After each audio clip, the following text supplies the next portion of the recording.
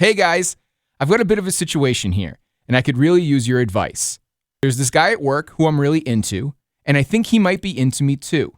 The only problem is, I've sort of fabricated this elaborate fake relationship for the past 4 years, complete with a hot pilot boyfriend and photoshopped pictures of us together in exotic locations. Now I know it sounds completely crazy, but it started as a way to spice up my own life and to get a little bit of attention. Now I need to figure out how to let everyone know that my fake relationship is over without looking like a complete lunatic. And then there's the question of when it's okay for me to make a move on this new guy at work. I don't want it to seem like a rebound, but I also don't want to wait too long. Any advice on how to navigate this crazy situation would be greatly appreciated. Thanks a bunch. And that was sent in by Sarah.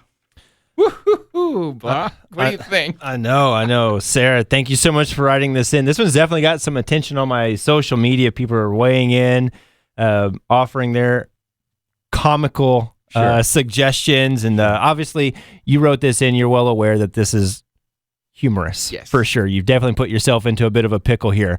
I'm going to be kind to you today. I have been a little bit saucy in the past on topics that kind of broach this level of intensity, and this is an intense one. But I'm going to kind of be on your side here. I completely understand what it's like to kind of feel left out in workplace conversations, and you want to feel like you have things to talk about and that you are interesting. So sometimes we do fabricate things. I've seen ladies in the past like send themselves flowers. Like we've seen that. We understand where that's coming from. But sometimes it does get a little bit out of hand, and that's definitely what's happened here. It's kind of comical at the same time, yes. but Sarah, I'm going to try to help you out here the best I possibly can. The most comical part is you don't want the new guy to be a rebound. First of all, there is no relationship for you to be rebounding off of. You're going to be doing this thing from scratch. But I real quickly, before I dive into this, I just want to talk about how when we look around at other people who are at certain milestones in their life, maybe they're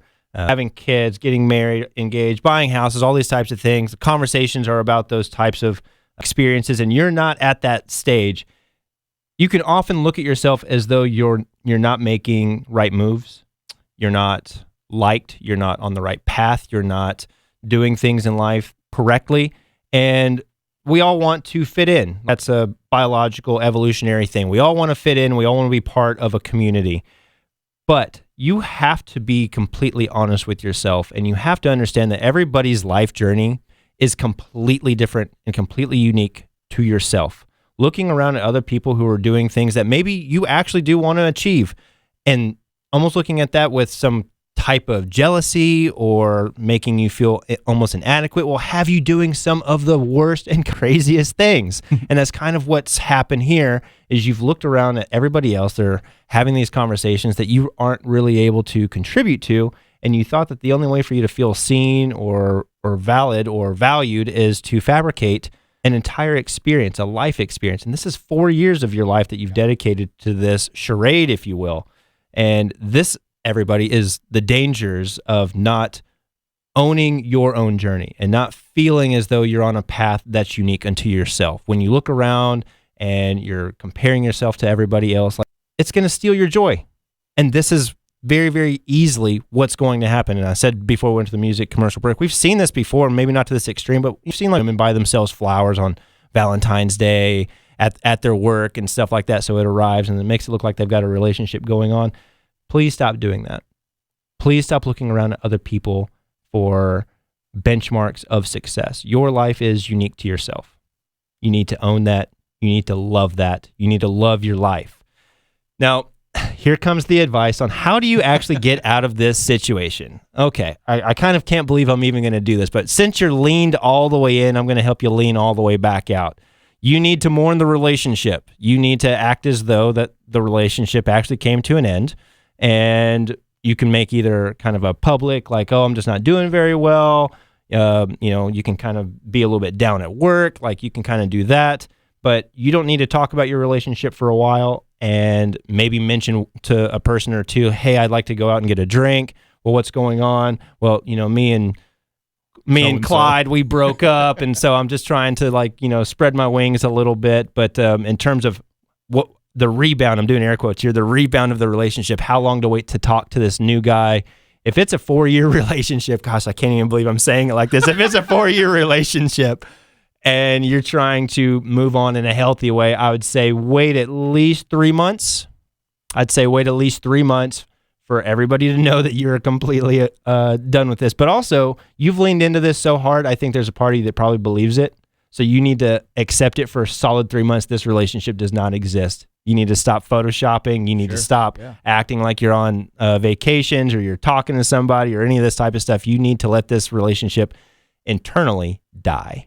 She should probably do this, in your expert advice, should she do this whether or not it works with this new guy? Period. Just period, This right? relationship needs to end. This has gone a long time. This fantasy, this charade needs to stop. It's not healthy for you. You're actually like putting your life on pause. The fact that you haven't gone on any dates in 4 years, maybe because of this, is, in my opinion, one of the most tragic things I've heard in my coaching career. Mm-hmm. Putting your life on hold because you needed to feel adequate to those around you is tragic. It truly is. And I thought about this earlier. I was talking to my mom about it, and I was almost getting teary-eyed thinking about you pausing your life for 4 years, probably 4 of your best years, because you needed to feel accepted.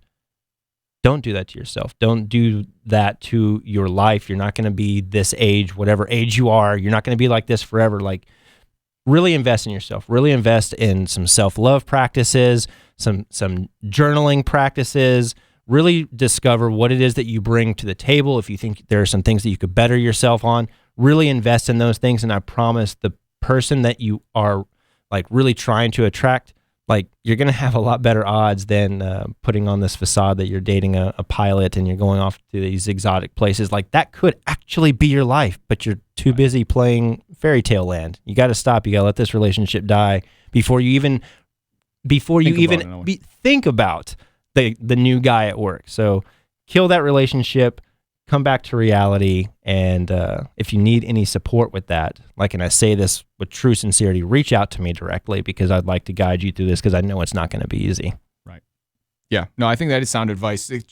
Even though it is a fake relationship, she almost has to treat it as if it's real, as if they are breaking up. 100%. And whatever that reason is she needs to have, fine, but so be it, and then treat it like it is, and then hopefully be able to bounce back within relative time and see what happens with the rest of her life. That's Not it. just the new guy, but in the future. Yeah, that's it. I like that. All right. Thank you, Sarah, for writing in. You out there listening, if you have a question that you would like Brock to tackle, it's as easy as sending an email. That's gino@wdodradio.com. We can be anonymous as you like. Sarah shared her name, if that is her real name. But you don't have to. You can be anonymous, and we will read your story here and try to get you some advice as well. And, of course, you can go to brockolson.com to see everything that Brock offers when it comes to dating advice and matchmaking and so much more. Again, that's brockolson.com, and give him a follow on social media. Obviously, you'll get fun questions like this and so much more. So make sure you go and do that. Brock, thanks for the time. We'll talk to you next week. Sounds good, Gino. Thank you.